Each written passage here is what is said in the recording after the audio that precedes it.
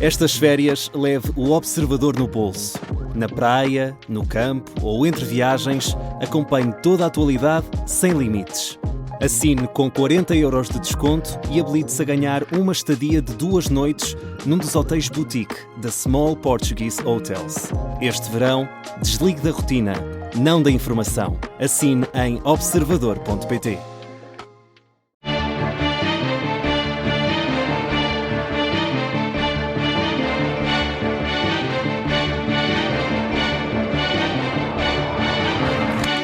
Como é que um pescador se tornou o primeiro líder cristão? Este é o último episódio da segunda temporada de As Histórias da Bíblia, o podcast da Rádio Observador, em que deciframos o livro mais impresso e distribuído da história da humanidade, mas não necessariamente o mais lido. Eu sou o João Francisco Gomes, sou jornalista e escrevo sobre religião no Observador. Eu sou o Daniel Nascimento, padre e professor na Universidade Católica Portuguesa. Eu sou João Basto, padre e colunista do Observador. Esta semana falamos de Pedro, o pescador que Jesus escolheu para fundar uma igreja. A Bíblia fala de um homem com uma vida de contradições e paradoxos. Por várias vezes hesitou e duvidou. Quando se viu em apuros, até negou conhecer Jesus. E ainda assim foi nele que Jesus delegou a missão de ser o pastor dos seus seguidores. Pedro aparece em alguns dos momentos mais importantes da vida de Jesus e depois da morte dele aparece como líder do primeiro grupo de cristãos. Os Atos dos Apóstolos registram vários dos seus primeiros discursos, feitos em momentos em que a igreja primitiva ainda estava a definir os seus caminhos. Do chamamento nas praias do Mar da Galileia até à liderança da primeira comunidade cristã, o que nos contam os textos bíblicos sobre Pedro. Como sabemos que ele foi efetivamente para Roma e porque é que lhe chamamos o primeiro Papa?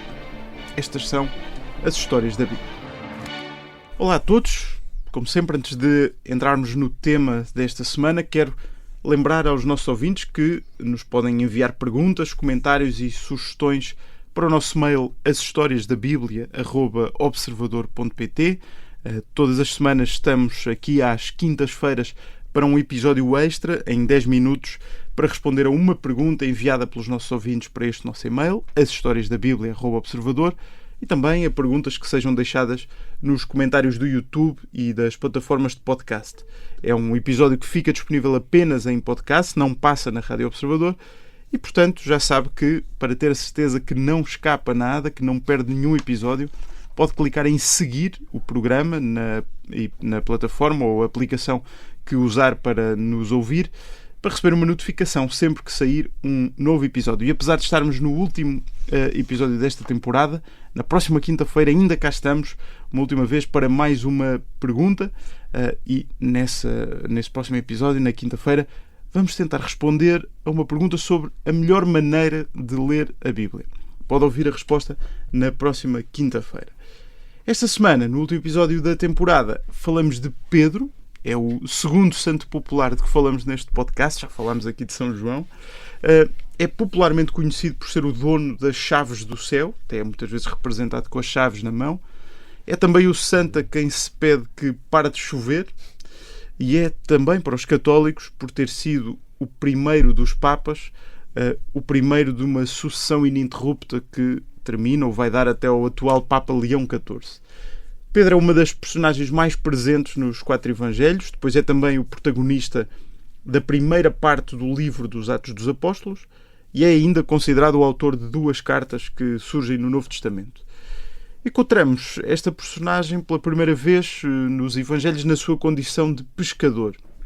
Sabemos que Jesus tinha acabado de ser batizado, tinha passado 40 dias no deserto, onde tinha resistido às tentações do diabo, as famosas tentações. Depois disso, começa a andar ali pela região para começar a anunciar a sua mensagem e a convocar os seus primeiros seguidores. E Daniel, a dada altura, ele passa ali pelo Mar da Galileia, vê 2 pescadores, que são Pedro e André, e chama-os para o seguirem a Jesus. Os textos são relativamente curtos em relação a este momento. Alguns dizem que eles estavam a apanhar pouco peixe e que depois da intervenção de Jesus apanharam mais peixe. Mas quer dizer, que motivação é que estes homens tiveram inicialmente para do nada largar tudo e ir atrás de Jesus? Largar a atividade que lhes dava o sustento, que lhes dava o dinheiro e ir imediatamente atrás de um homem que não conheciam. São Marcos, que é o evangelista que é o primeiro evangelista, portanto o evangelho mais antigo, até deixa algum mistério, ou melhor, é mais curto, é mais conciso neste chamamento, né? Jesus passa e chama Pedro e o seu irmão André, e depois à frente até lhe cura a sogra, que tinha ali uma doença que é curada por Jesus. São Lucas, no entanto, até expande um bocadinho a história, aliás até inverte, coloca primeiro Jesus a curar a sogra de Pedro, a quem, enfim, e dá a ideia que será um primeiro sinal dado a Pedro que este Jesus é alguém de especial, e depois numa pesca milagrosa, no capítulo 5 do Evangelho de Lucas, então há este encontro e chamamento, esta vocação de Pedro. De facto, Jesus tem um efeito profundo na vida destes homens que sentem nele alguém de especial, alguém que realiza sinais que apontam para Deus, que apontam para uma identidade muito especial de Jesus. E pronto, isso leva estes homens a deixarem o que faziam, e nesse texto de Lucas aparece-nos depois esta famosa expressão: deixarás de ser pescador de peixes para ser pescador de homens, né? Portanto, esta mudança de função que mas há aí uma dimensão também de mistério, não é? Nessa atração por Jesus. Sim. E sabemos também, como estavas a dizer, que Jesus cura a sogra de Pedro, portanto sabemos duas coisas: que Pedro era casado, portanto claro, o primeiro Papa era casado, e também que ele deixa a família também, de certa maneira. Sim, embora o texto seja bastante opaco sobre isso, né? Também há de facto uma dimensão de deixar a família para trás e seguir Jesus, mas não, enfim, também não há nenhuma indicação propriamente de uma espécie de divórcio enfim, claro. O texto é muito omisso sobre o que é que acontece. João, este discípulo depois mais à frente vai ser autor de uma das declarações de fé mais importantes dos textos dos Evangelhos. A dada altura, Jesus pergunta ali aos discípulos quem dizem os homens que ele é, e é Pedro que lhe diz: tu és o Cristo e o Filho de Deus. E acaba por ser na sequência desta frase que Jesus diz a Pedro que ele é a pedra, não é? Esta expressão muito célebre, sobre a qual ele edificará uma igreja, e depois que lhe entrega também as chaves do reino dos céus. Este é o momento em que assistimos a uma certa passagem de testemunho, a uma escolha, uma nomeação, uma escolha de Pedro como o líder da comunidade que Jesus estava ali a fundar. O que é que te parece? Tudo isso é muito importante, mas também há aqui rasgos de alguma ambiguidade. Por exemplo, quando Pedro diz que acredita que Jesus é o Deus vivo, é o Cristo, o Messias, a verdade é que a expressão Messias na época de Pedro era tão poliédrica e tão plural nos seus sentidos que é semelhante à expressão hoje de libertador. Portanto, o que é um libertador? Um libertador cultural, um libertador político, um libertador espiritual. Quer dizer, o próprio Jesus tem até algum pede aquilo que nós chamamos na teologia uma espécie de segredo. Não é claramente uma coisa que Jesus quer que saiba ou que aquilo se expanda, até porque nós percebemos muito ao longo dos Evangelhos que há claramente uma evolução na perspectiva do que os discípulos e aquela comunidade entende pelo o facto de Jesus ser o Messias, não é? Aqui uma evolução evidente de um Messias quase político, guerreiro, para alguém, um Messias que é débil, que morre na cruz e que é derrotado. Aqui Ou seja, Pedro podia não estar ainda a ver bem. Sim, Pedro podia não estar a ver bem. Agora, o que é que nós sabemos deste momento? A ideia de que Pedro é uma pedra é também algo muito ambíguo, porque é verdade que um bocadinho antes Jesus fala da questão de construir uma casa na rocha e a casa na areia, que é uma parábola um bocadinho conhecida, mas efetivamente, mesmo naquele clima de perseguições que se vivia, e nós sabendo que o Evangelho, por exemplo, de Mateus foi escrito 20 anos depois de Pedro ter sido morto, e já aquela comunidade tendo essa informação, o que é que realmente se quer dizer com o facto de Pedro ser uma pedra, não é? A rocha na qual a igreja é edificada.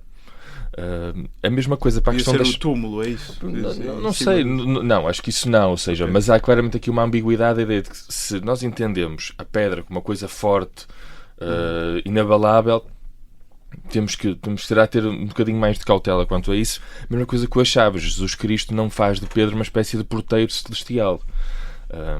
Essa é a ideia que há dele. Mas a interpretação que eu vi e que me parece interessante era que esta ideia de ligar e desligar o céu e a terra, e tudo o que ligares na terra será ligado no céu e vice-versa, para a parte do desligar, tem mais a ver com uma tradição rabínica que procurava ligar e desligar mandamentos. Imaginemos que o mundo é um quadro de eletricidade e que tem botões para ligar e desligar. Isso dá um efeito na luminosidade ou não da sala ou do mundo. Jesus parece dizer a Pedro que ele pode mexer no quadro de eletricidade, ligar e desligar mandamentos, e que a sua função é ligar e desligar os mandamentos para que possa ser mais fácil para as pessoas o caminho para Deus. Não é necessariamente esta ideia de que Pedro, sim, tu podes entrar, tem a chave, tu podes entrar, tu não podes entrar. Não. A função parece ser distinta daquela que a tradição popular consagrou. Mas é uma leitura possível desta passagem. Então uma certa... Ou seja, Pedro poderia ajustar a lei a cada momento? É isso? Sim, uma papel que nós hoje poderíamos, com a nossa linguagem, falar mais de discernimento do que propriamente de ideia de grande chefe, padrinho, que está na porta do céu a dizer sim, não. Mas não sei se o Daniel concorda com isto. Ele está a fazer uma cara que não concorda muito. Não, São Mateus é o evangelista que utiliza a palavra grega eclésia, que depois traduzimos da nossa igreja, e é escrito numa altura onde já há uma igreja nascente, enfim, algumas décadas depois dos acontecimentos. E no fundo esse texto tenta também legitimar um bocadinho a igreja enquanto continuadora da missão do próprio Jesus, e portanto esta espécie de passagem de testemunho acho que é o aspecto aqui fundamental a sublinhar desta autoridade que o próprio Jesus tem, que passa para Pedro à igreja. Claro que depois na tradição católica isto é mais identificado na figura de Pedro, depois protestantes tentarão um bocadinho mais agrupar isto à igreja como um todo, ao colégio apostólico. Pronto, também aqui encontraremos digamos um ponto de partida para algumas nuances que dividem ainda hoje catolicismo, ortodoxo e protestante. Já iremos a esse aspecto mais à frente, mas perguntava-te uma característica curiosa de Pedro nos Evangelhos é o facto das convicções dele vacilarem muito, na verdade. Ou seja, há aquele momento famoso do caminhar sobre as águas, em que Jesus convida Pedro a aproximar-se dele sobre as águas, mas Pedro começa a ter medo e começa a afundar-se. Depois há o outro famoso momento na última ceia, em que Jesus vai lavar os pés aos discípulos e Pedro recusa que Jesus lhe lave os pés. Depois disso ainda vai ao ponto, mais famoso ainda, de negar Jesus 3 vezes. Diríamos que é uma personagem hesitante, impulsiva, com falhas, e por isso é uma personagem verdadeiramente humana. Já referimos que na vocação há aqui uma grande generosidade de entregar-se a uma nova missão, e de deixar-se impressionar e cativar e seguir Jesus, deixando um bocadinho a vida que tinha. E esses textos que referes mostram-nos um bocadinho isso. Pedro entrega-se, vai, diz e começa a fazer, mas depois hesita, volta atrás, nega. E acho que isso mostra muito o caráter humano destes apóstolos e desta igreja nascente. Também já falámos noutros episódios a propósito também de certos critérios, de uma certa historicidade, e este tipo de coisas que são incómodas para depois a igreja que se segue, que podemos facilmente imaginar que seria mais cómodo limar que há algumas destas falhas destes personagens, sobretudo deste, mas o texto não esconde isso, não é? E até parece, em alguns casos, sublinhar esta falha e esta humanidade e caráter hesitante de Pedro. Hesitante, quer dizer, ele é bastante assertivo várias vezes, mas depois também não só é assertivo, mas parece que não percebe bem, mesmo nesta confissão de tu és o Cristo, tu és o Messias. Depois logo a seguir no Evangelho de Mateus vemos que afinal esta ideia de Messias, que aliás é ambígua, enfim, não é unívoca, Jesus corrige-o, não é? E por isso percebemos que Pedro está um bocadinho às apalpadelas também no seu caminho de seguimento. Isto também é uma grande lição para nós, no sentido, enquanto cristãos, não sermos divas, não é?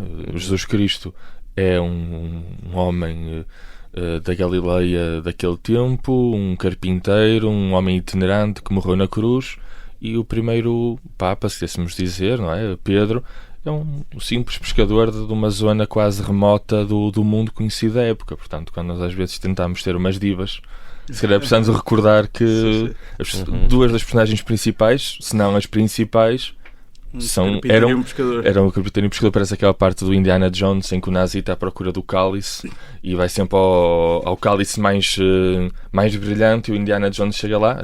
Jesus era filho de um carpinteiro e vai ao mais feio e desajeitado que ele está. É sempre importante lembrar isso. Muito bem, nós já vamos voltar para a segunda parte de As Histórias da Bíblia. Vamos tentar compreender como é que Pedro passou de primeiro discípulo de Jesus a líder da Igreja em Roma.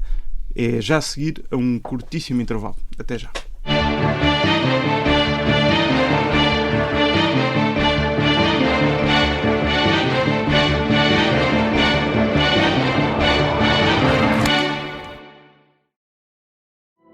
Alguma novidade?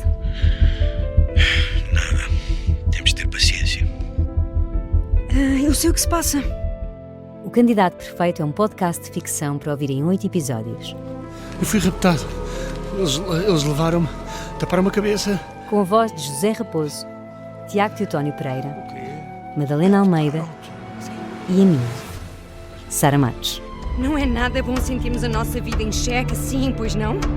Episódio 3. 3 cadeados e uma chave.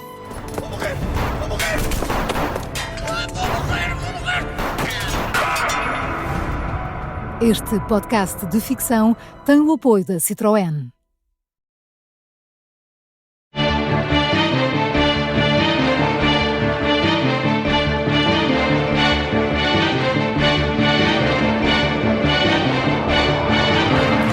Segunda parte de As Histórias da Bíblia, com os padres João Basto e Daniel Nascimento.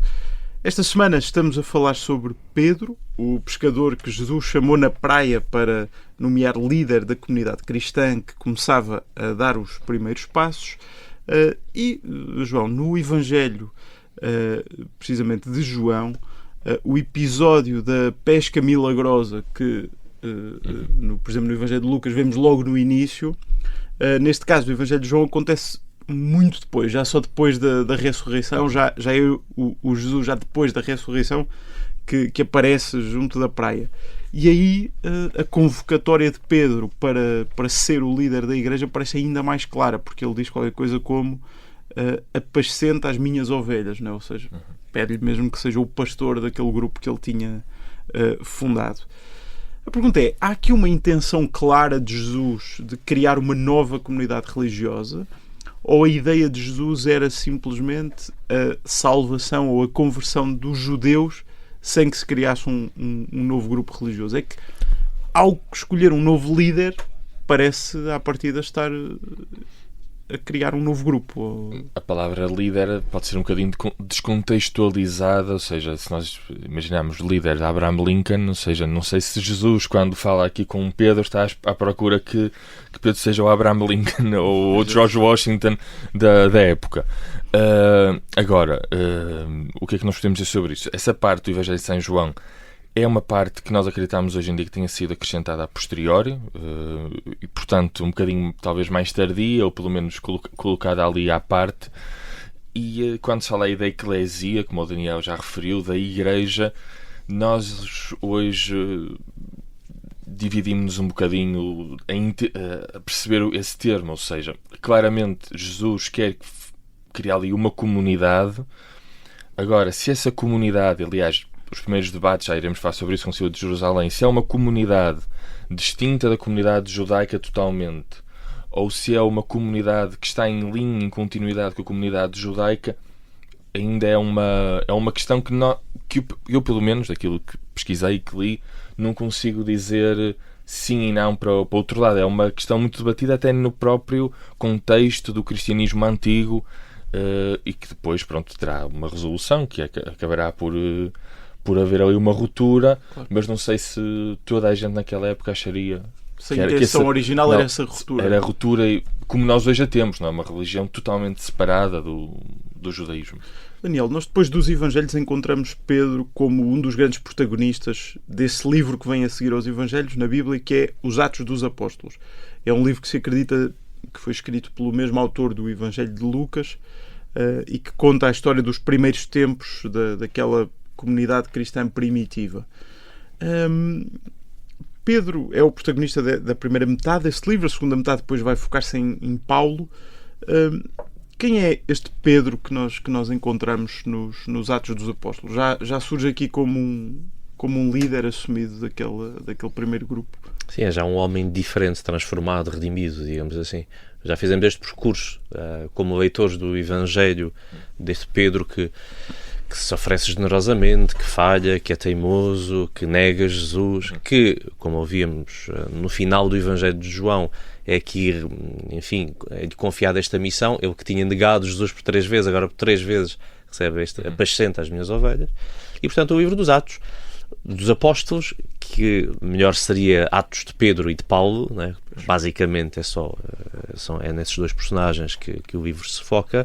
Encontramos um Pedro já mais sólido, já mais firme, com alguns discursos em que sublinham o essencial da vida e da missão, do sentido da vida e da morte de Jesus, e portanto assumindo algum papel de liderança, embora haja um outro líder aqui da comunidade cristã de Jerusalém, comunidade judaica ainda, e portanto também pegando nisto que o João dizia, não há aqui claramente uma separação entre cristianismo e judaísmo. Isso depois são os acontecimentos, enfim, é a vida a decorrer que vai forçar essa separação.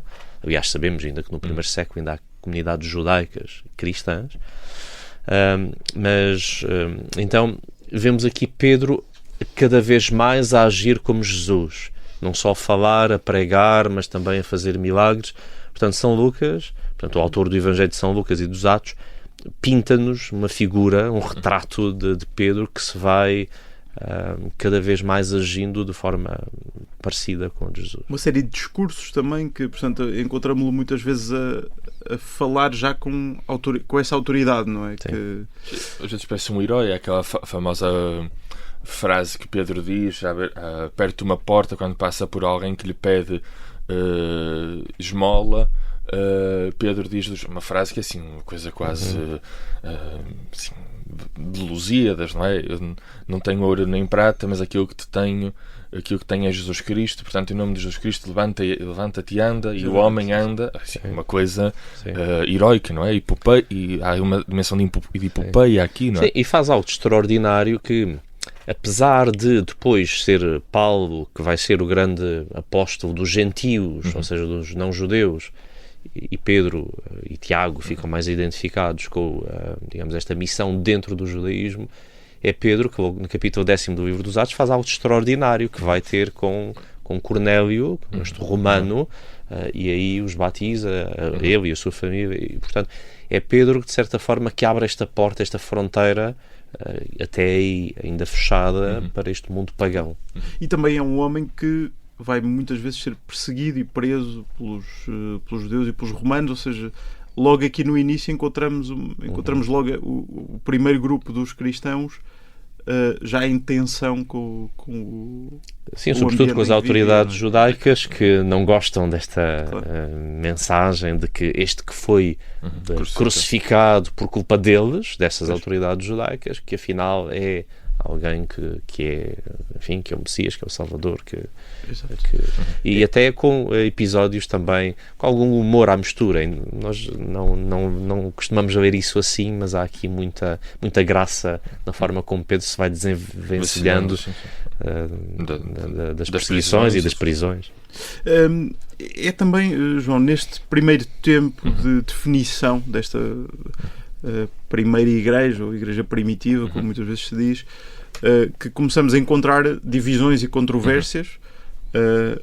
Por exemplo, ainda descrito nos Atos dos Apóstolos está o famoso Concílio de Jerusalém, o primeiro concílio do cristianismo. Queres contar-nos o que é que aconteceu ali? Qual é que era a grande questão? Há uma intuição que até está antes disto, que é algo que ainda permanece hoje em dia, ou seja, há um conflito, a malta tem que reunir. Pronto, e há aqui um conflito ao qual o Daniel já aluiu, que é... aluiu era um terreno. Era um terreno. Que é o facto de a tensão que existia entre a ideia da Igreja enquanto comunidade judaica e depois os gentios, ou seja, as pessoas não judias que por ali andavam, e até de que maneira elas podiam ser ou não cristianizadas, batizadas, etc. Pronto. Pedro realmente tem a posição de que Deus purificou estas pessoas pela fé e não pelas obras da lei. Tiago, o justo, o irmão do Senhor, o comandante, entre aspas, da comunidade de Jerusalém, apresenta uma outra perspectiva, mostrando claramente que o judaísmo é necessário, nomeadamente a prática da circuncisão e da observância da lei judaica. O concílio vai ter uma decisão que não obriga necessariamente os gentios não judeus a praticarem o judaísmo, mas recomenda-lhes algumas coisas, nomeadamente o não consumirem sangue, não colocar alimentos sacrificados aos ídolos, as próprias relações sexuais ilícitas fora do casamento ou com a prostituição, recomenda que não as façam, e portanto há aqui um aspecto de equilíbrio. Mas se pudesse salientar aqui uma dimensão, que é porque é que São Pedro talvez seja muito sensível a esta questão dos gentios, não judeus. Recentemente foram feitas algumas escavações na zona da qual nós acreditamos São Pedro tenha sido originário, e nós sabemos que nessas zonas não foram encontradas sinagogas, nem banhos rituais de imersão tipicamente judaicos, nem qualquer, às vezes, inscrição em hebraico ou aramaico, e até existe evidências de que a alimentação estava fora dos cânones judaicos. Portanto, São Pedro possivelmente cresceu numa área onde o judaísmo era minoritário, um ambiente preponderantemente helenizado, no seio de uma família que era uma minoria cultural e, portanto, procurou também educar na fé ao mesmo tempo que se tinha que misturar naquela comunidade. E, portanto, São Pedro poderia ter sido a pessoa ideal para entender estes dois mundos, judaico e não judaico, e talvez por aí também tenha sido a pessoa ideal para ir para Roma, etc. É isso. Vamos falar um bocadinho sobre o que aconteceu depois desse episódio do Concílio de Jerusalém, porque a verdade, Daniel, é que acabamos por perder o rastro a Pedro nos Atos dos Apóstolos, porque depois, a partir daí, o livro foca-se muito nas viagens de Paulo e até depois a prisão de Paulo em Roma. O que é que aconteceu então a Pedro? Como é que nós sabemos que ele foi para Roma e que se tornou ali o líder da Igreja? Porque penso que isso nunca chega a ser dito de forma explícita na Bíblia. Exatamente, em Atos 12, 17 é-nos dito que Pedro foi para outro lugar. E aqui acaba o dado explicitamente bíblico acerca de Pedro. E, portanto, a partir daqui temos que nos socorrer de outras fontes. Pronto, já falámos também desta importância da tradição e da forma como também vai crescendo, enfim, à medida que o tempo vai passando, e portanto nesta patrística, ou seja, nesta tradição dos padres da Igreja, destes primeiros santos, teólogos, pensadores, filósofos, que nos deixam também alguns testemunhos do que será a tradição mais antiga do que terá acontecido a Pedro. Enfim, isso depois vai colocá-lo em Roma, onde terá sido martirizado, assim como Paulo. Enfim, Paulo, já se falou noutra temporada de Paulo, também a Bíblia também nos deixa um final em aberto da vida de Paulo, e portanto, ainda assim temos alguns textos antigos, do século II, que nos dão este testemunho de que, enfim, foram venerados e terão sido martirizados ali nesta zona de Roma, ali em meados dos anos 60, possivelmente na época do famoso Nero, e os seus túmulos ali, enfim, a veneração dos seus túmulos ali é algo também bastante antigo. Há um aspecto curioso que é muitas vezes mencionado, que é o facto de, na primeira carta de Pedro, ele se despedir dizendo que está em Babilónia. E Babilónia seria nessa altura interpretada não como verdadeiramente Babilónia, mas como já uma designação que era usada para o opressor, ou digamos, e nessa altura Babilónia representaria Roma.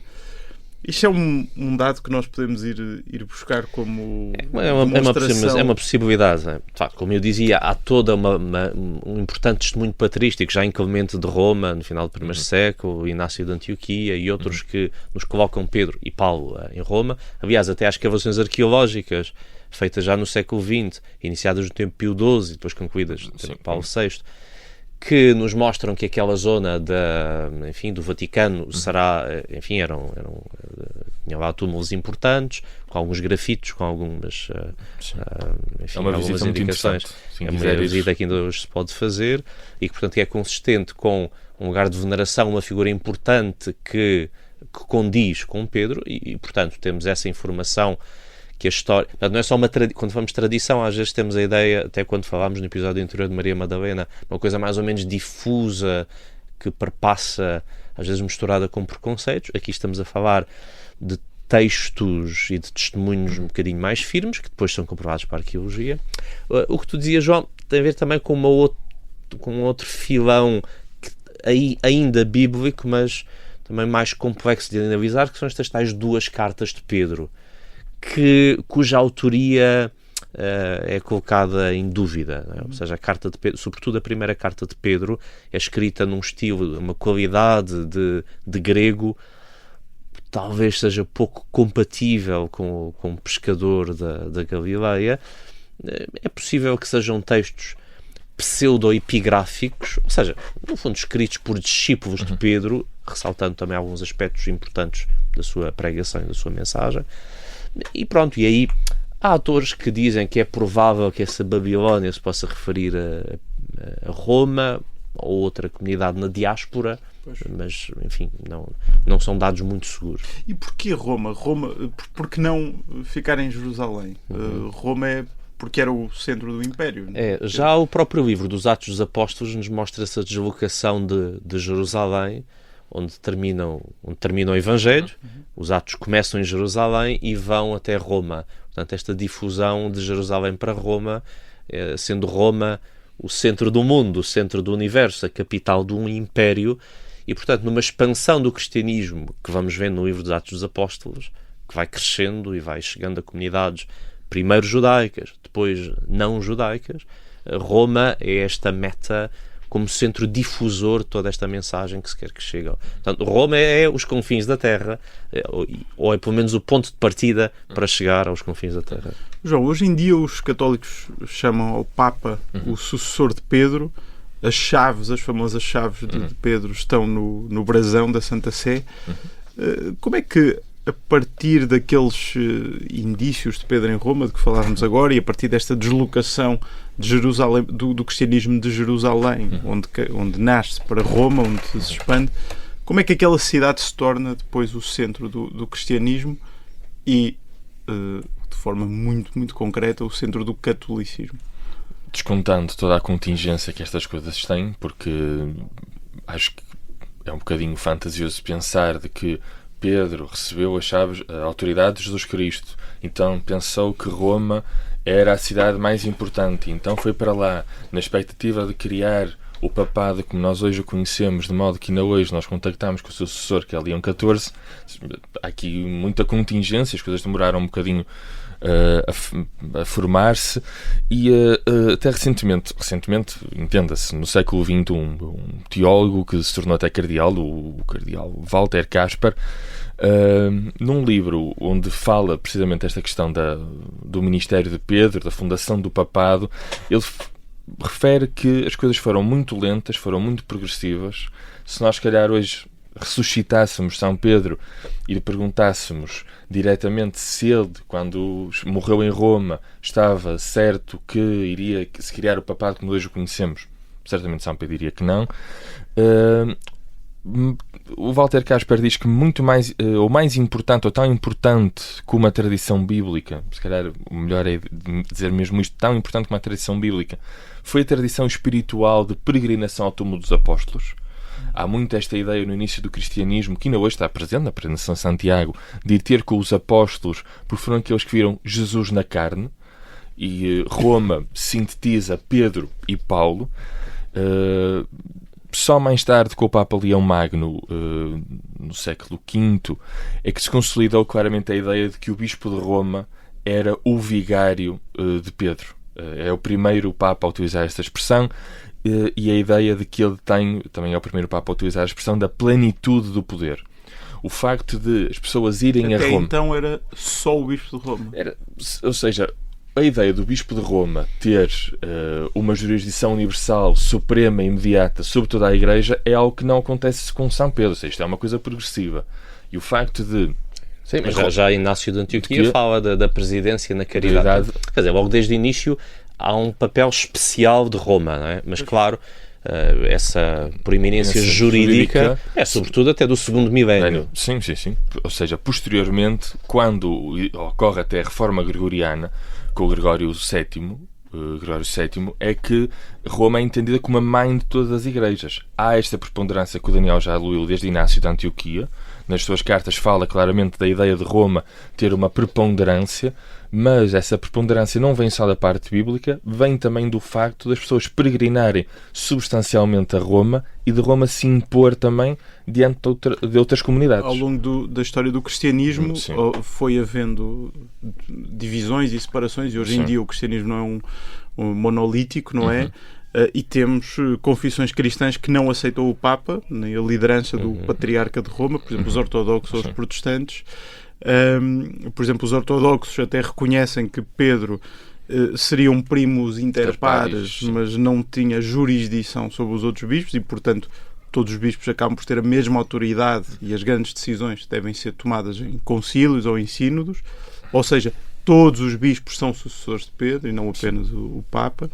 Enquanto os protestantes, por exemplo, acreditam que Pedro foi um chefe primordial daquele primeiro grupo de apóstolos, mas que depois a ideia de um Papa é uma construção política posterior e, portanto, ninguém é necessariamente sucessor de Pedro. Isto significa que entre os cristãos, por exemplo, católicos, ortodoxos e protestantes, há dificuldades em interpretar estes primeiros textos sobre Pedro? Só para uma resposta muito, muito rápida. Não estou muito dentro do debate ecuménico, mas acho que neste momento as questões ecuménicas não se prendem tanto por aí, na verdade. Muito bem, chegamos ao final do último episódio da segunda temporada de As Histórias da Bíblia. Muito obrigado a todos os ouvintes que nos acompanharam ao longo das últimas semanas, nesta temporada em que estivemos a conhecer algumas das personagens mais emblemáticas da Bíblia. Foi o último episódio antes das férias de verão. Nós agora vamos levar a Bíblia para ler na praia e estaremos de volta para a terceira temporada das Histórias da Bíblia no dia 13 de setembro. Mas atenção, na próxima quinta-feira ainda vamos responder a uma pergunta num último episódio especial desta temporada, exclusivamente em podcast. Voltamos a 13 de setembro para continuar a explorar algumas das mais fascinantes histórias da Bíblia. Até lá, boas férias!